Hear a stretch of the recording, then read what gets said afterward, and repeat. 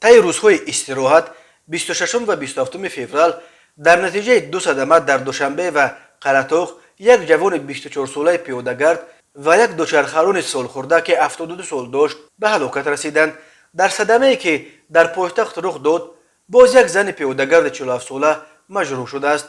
در این باره در نوار خبرهای روز 28 فوریه مرکز مطبوعات وزارت کارهای داخلی تاجیکستان خبر داد.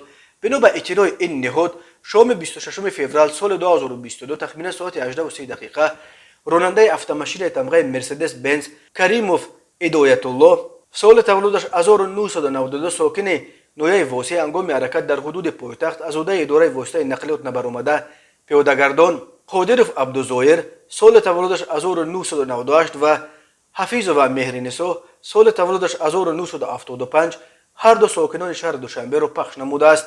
در نتیجه پیاده‌گر قادرov جراحت وزن جسمانی برداشته هنگام به بیمارستان دسترس نمودن در راه به هلاکت رسیده است.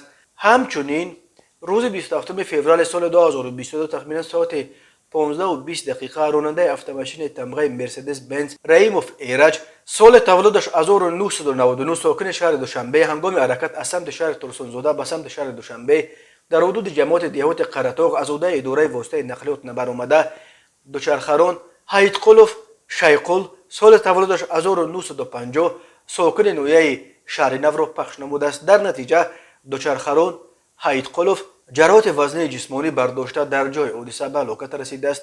اوید به این حادثه تحقیقات ادامه دارد. بنا به آمار رسمی وزارت کارهای داخلی تاجیکستان سال 2021 بر اثر 1102 صدمه نقلیاتی در راه‌های این کشور 395 نفر به هلاکت رسیده 1218 نفر جراحت جسمانی برداشتند. سال 2021 از جمله در دوشنبه در 242 صدمه نقلیاتی 33 نفر هلاک گردیده 254 نفر دیگر جراحت گوناگون برداشتند. صدمه اخیر در دوشنبه در حالی است که سال 2022 در پایتخت سال تنظیم و رعایت قاعده‌های حرکت در راه اعلام شده است.